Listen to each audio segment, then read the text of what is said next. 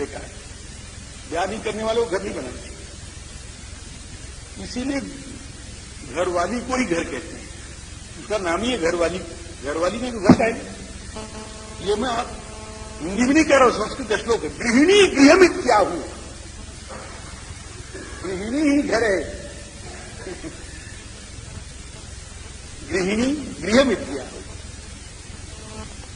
सनत कुमार नारद दोनों का कोई संबंध नहीं है, क्या हुए नहीं। एक रहते हैं नंग धिड़ंग, एक रहते हैं नाचते गाते। कौन ब्याह करेगा? ब्याह नहीं तो घर नहीं, तो कथम तऊ मिली तऊ, कैसे मिल गए?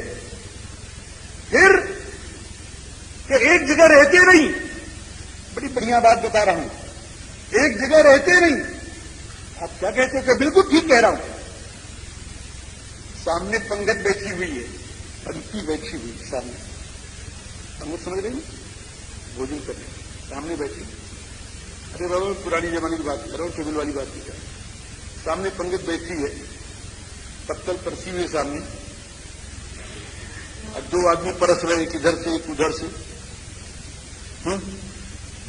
और वो उधर खड़ा हो जाए, उधर खड़ा हो जाए, पत्तल पड़ी है सामने। आनंद आ जाएगा नहीं आएगा? आनंद आएगा नहीं आएगा?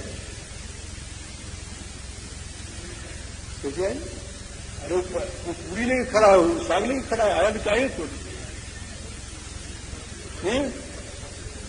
सब बेचारे चक्कर में पड़ गए कि शाम को बोझ ऐसे मिल जाएगा तो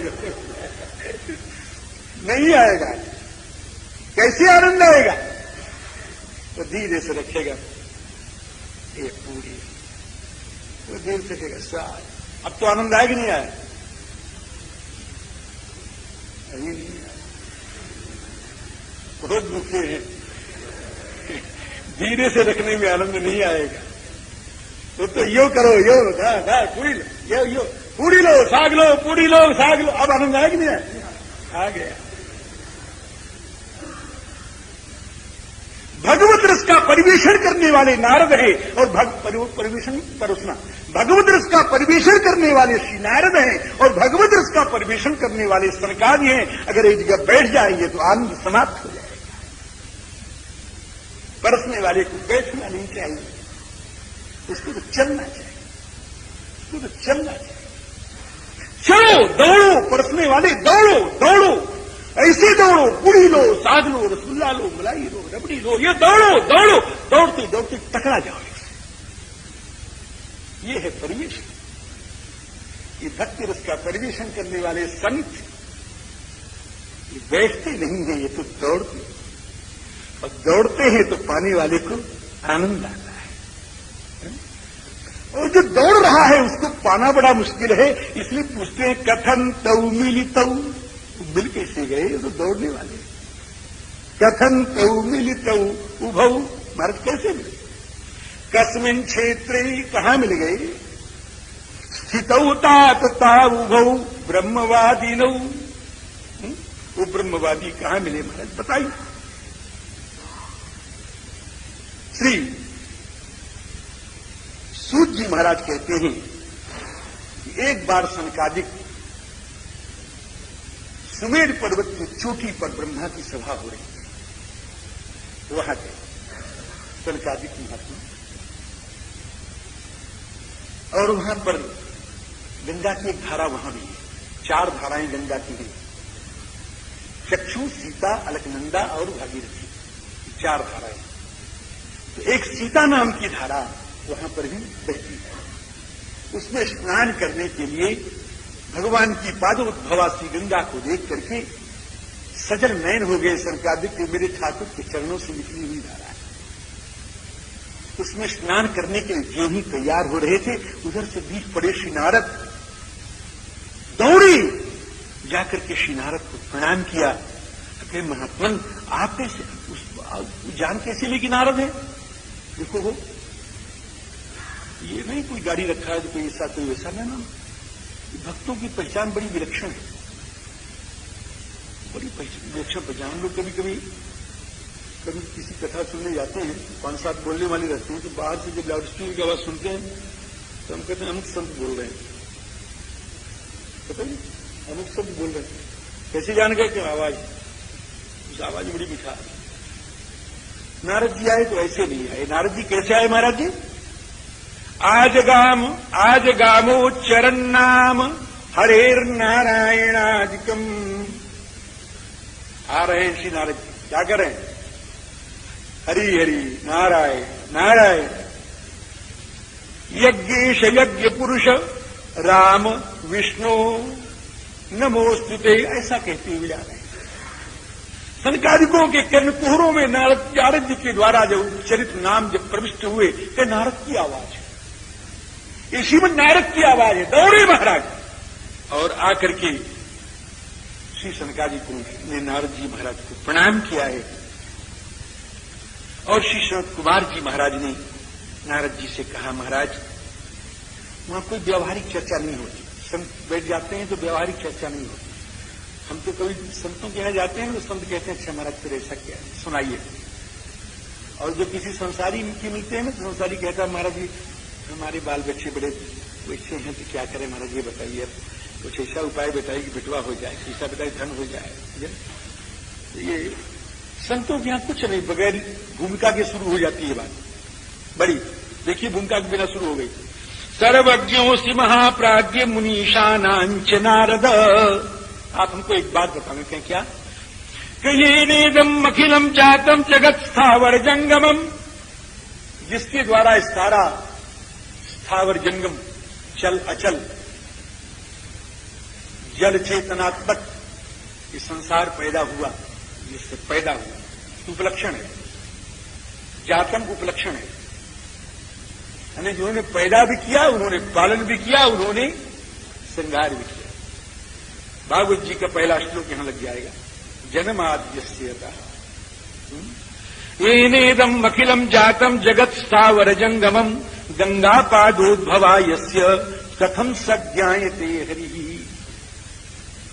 और जिनके चरणों का पवित्र जल गंगा जी के रूप में प्रवाहित है, महाराज उन भगवान को हम कैसे जाने? हमको एक बात और कुछ नहीं जानना चाहते। उन भगवान को हम जाने कैसे? हमारे ऐसे मूर्ख कहते मैं 60 वर्ष से रामायण की कथा कहता हूं, क्या समझते हो? मैंने समझा नहीं अभी। और जिंदगी बिता देने वाले श्री सनकादिक कहते उनको हम कैसे जाने? उनको हम जाने कैसे? बताओ। ये निरभिमानता की हद है। श्री नारद जी महाराज कहते हैं, महाराज सुनाऊं क्या? क्या पहले वंदना कर लीजिए कि आविर्भूत चतुर्थ। देखो वंदना भक्त लोग क्यों करते हैं? जो लोग अपने बल का सामर्थ्य थोड़ा रखते हैं, अभिमान कि हम कर लेंगे, उनको वंदना की जरूरत नहीं। लेकिन हमारे ऐसे लोग जो हैं निर्बल हैं, अशक्त हैं, दुर्बल हैं, तो भगवान की वंदना करते हैं, प्रभु कुछ सामर्थ्य दो, कुछ शक्ति दो कि आपके चरित्र का हम गान कर सकें। ये वंदना क्या है? श्री नारद जी कहते हैं आविर्भूत चतुर्धाय कपिभिः परिवारितः। जो 4 रूप में अवतरित हुए हैं, 4 रूप, उनका परिवार वही हुआ ना? 4 रूप 4 है। नो परिवार नहीं, वो तो एक ही 4 में आए। आविर्भूत चतुर्धा, वो तो एक ही 4 आए, वो एक ही है। राम जी का मतलब राम जी, लक्ष्मण जी, भरत जी, शत्रुघ्न जी। आप समझने के लिए कह दो उनके बड़े भाई, छोटे भाई, मझले भाई, सजले भाई। आप समझने के लिए मझले, सजले, छोटे, समझने के लिए। लेकिन वास्तव में भरत जी भी राम जी हैं, लक्ष्मण जी भी राम जी हैं, शत्रुघ्न जी भी राम। आविर्भूत चतुर्धाय, तो परिवार कौन है? कि कपिभिः परिवारितः, ये परिवार है। नाक भूमित से बोल लेना। उनका परिवार कौन है? राम जी बंधु है, हाँ ठीक है, लेकिन बंधु कौन है? केवट मीत कहे सुख मानक बानर बंधु बड़ाई।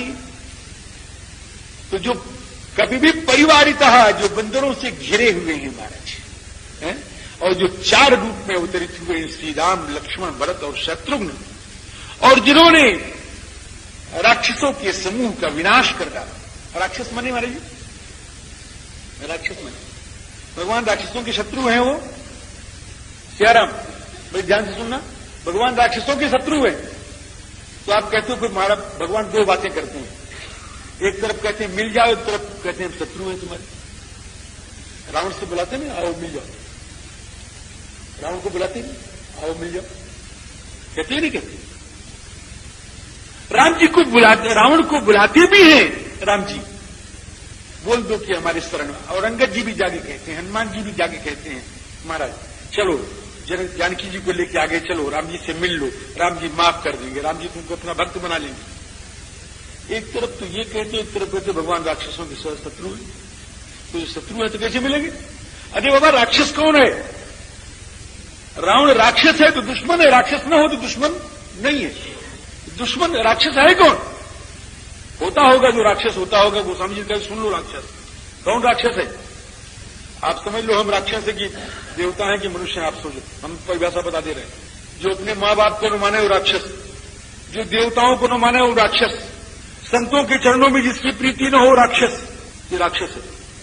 मां नहीं मातु पिता नहीं देवा, साधु न सन करवा वही सेवा, अगिन के यह आचरण भवानी, ते जान्यो निशिचर सम प्राणी। वो राक्षस, वो राक्षस। अब आप सोचो कि आप राक्षस हैं या मनुष्य हैं या देवता हैं। आप सोचो, आप समझ रहे हैं? राक्षसों के भगवान दुश्मन हैं। हतवान राक्षसानीकम ऐसे रामम भजे, मैं श्री राम का भजे। कौन श्री राम? कौन श्री राम?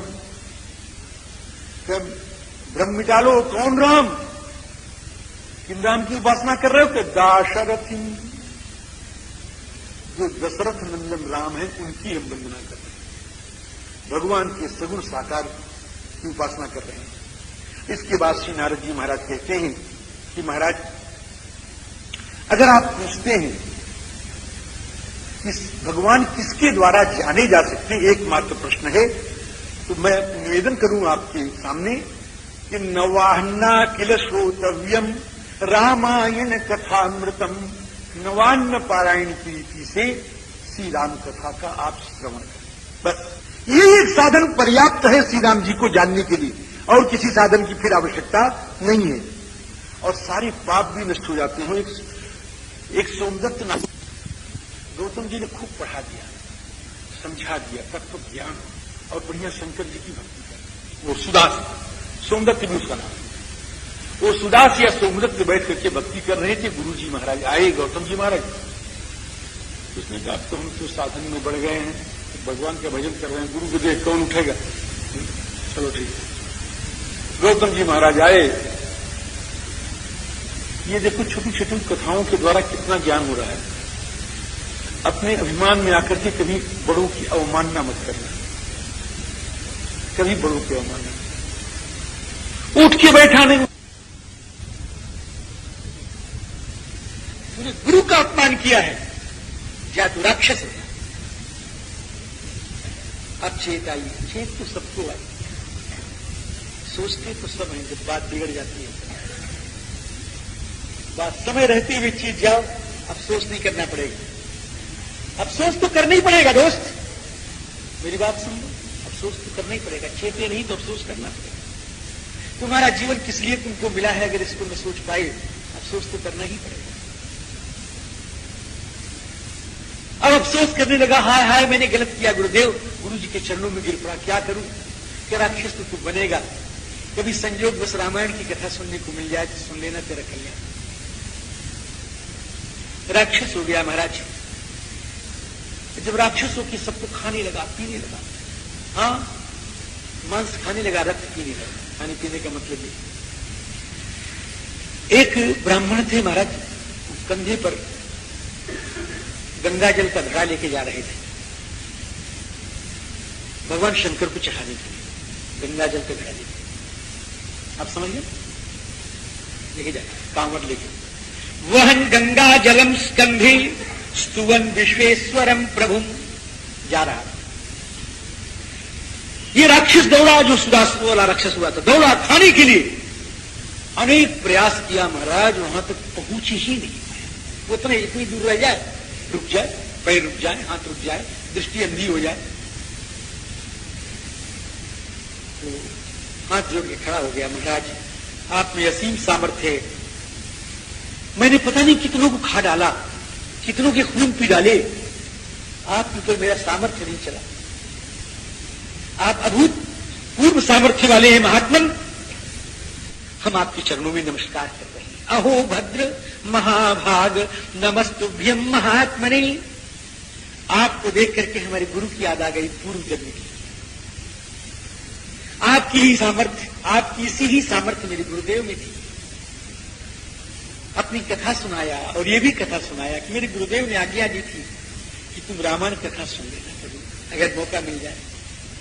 तो महात्मन मुझे रामायण की कथा सुना, बड़े दयालु थे। आयोजन किया, रामायण का नवान्न सुनाया उसको।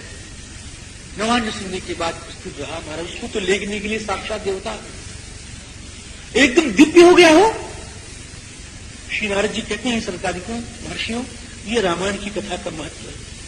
हमारे बड़ा अच्छा लगा, एक आठ और सुना दो। बहुत अच्छा लगा। क्या सुनाए? क्या तो सुनो। एक सुमति नाम का राजा था।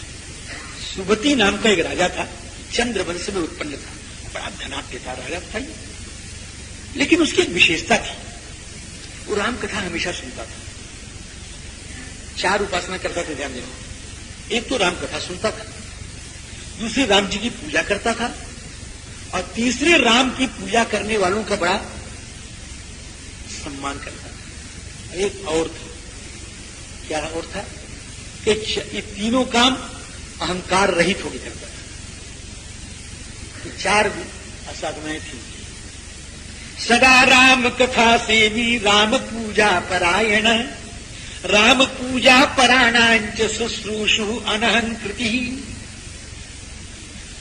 इस प्रकार से वो कहते थे। उनकी साधना की बड़ी ख्याति पहुंची महाराज। विभांडक नाम के एक महात्मा थे, वो पहुंचे वहां पर। आगे मैं कल कथा सुनाऊंगा उनकी, विभांडक की। विभांडक महाराज वहां पर पहुंचे अपने शिष्यों के साथ, और राजा से मिले। राजा ने बड़ा स्वागत किया, सत्कार किया कि हम एक बात पूछना चाहते हैं राजन, हमसे बताओ। विभांडक जी ने पूछा कि पूछो। कि हम ये पूछना चाहते हैं कि इतने बड़े बड़े साधन कहे गए हैं, लेकिन आप एक भी साधन और नहीं करते हैं। खाली रामायणी रामायण की कथा सुनना, राम जी की पूजा करना, राम भक्तों का सत्कार करना, इसी में लगे रहते। और कोई साधन किया करो, कुछ यज्ञ करो, वाजपेयी करो, ज्योतिष्टोम करो, अश्वमेध करो, और कोई यज्ञ भी करो। कुछ और भी साधन है, उनके वो ध्यान ही नहीं है आपका। तो क्या महाराज, हमको तो ये कहीं क्यों अच्छा लगता है, और क्यों नहीं अच्छा, इसको क्यों कर अच्छा लगता है? किमर्थम एतद वृत्तांतम यथावद वक्तुमर्हसि। हमको बताओ। किसने क्या बताऊं? क्या कि हमारी पूरी जन्म के संस्कार है। क्या इसको तुम कैसे जानते? मैं जानता हूं। क्या कैसे, क्या संस्कार है मुझे बताओ। क्या मैं पहले शूद्र था, मेरा नाम था मालती। मालती मेरा नाम, और मैं बड़ा पापी था, कुमार्ग में रहता था। किसी को दुनिया से उड़ा देना तो मेरे बाएं हाथ को खेल था। किसी के घर में घुस करके तिजोरी तोड़ के निकाल ले आना, ये तो सब साधारण सी बात है, बच्चों की खेल तरीका था। वहां बड़ा दुष्ट। एक और थी, उसका नाम था काली। वो अपने बड़ी दुष्ट थी, वो अपने पति को मार करके भाग गई, और हम दोनों मिल गए, बन गई हम दोनों की। दोनों एक वृत्ति के थे, दोनों ने ब्याह कर दिया, और ब्याह करके रहने लग गए। शुभ लक्षण यही था कि महात्मा के आश्रम के पास हम रहते थे। हाँ, उन महात्मा का नाम था श्री वशिष्ठ, और उनके आश्रम के पास, तुम क्योंकि इसलिए रहता था उनके आश्रम के पास कि वहां बच जाता था। महात्मा की बड़ी प्रशस्ति थी, बड़े अच्छे संत थे।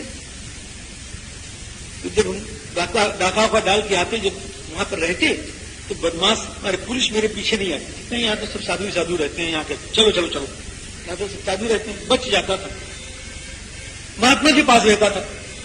एक दिन महात्मा के यहां से वशिष्ठ जी महाराज के यहां रामायण का नवान्न पारायण हो रहा था, मैंने जाके बेमन से सुन लिया, और सुनने का परिणाम मेरे मरने के बाद मुझको देवता लोग लेने के लिए आए महाराज, और बड़ा स्वागत, बड़ा सत्कार, और उसका परिणाम स्वरूप मुझको ये सुमति, मुझे अभी मैं राजा बन गया और यहां भी खूब संपन्न हूं, धनधान से, कोई दुख नहीं है मुझको। तो अच्छा, हाँ, ये रामायण कथा सुनने का महत्व है। दिवांडक महाराज ने उनका बड़ा स्वागत किया, सत्कार किया, बड़ी प्रशंसा की और चले गए। और इन्होंने सुना कब था महाराज, ये बताऊंगा आपको, ये जरा से बता देता, सुना तो सबकी तिथि है, ये इनकी खास है, खास आपके लिए। इन्होंने माघ की बसंत पंचमी से शुरू किया था, माघ की पूर्णिमा तक सुना। आपको महाराज हमको खुश करने के लिए आपने खुद कह दिया, आगे खुश ही किया होगा हमको, आपने इसमें लिखा तो होगा, तो लिखा तो बसंत पंचमी को सुना, ये लिखा तो होगा नहीं। कभी कभी लगता लोग श्रोता को खुश भी कर देते हैं, क्यों खुश करना चाहिए ना?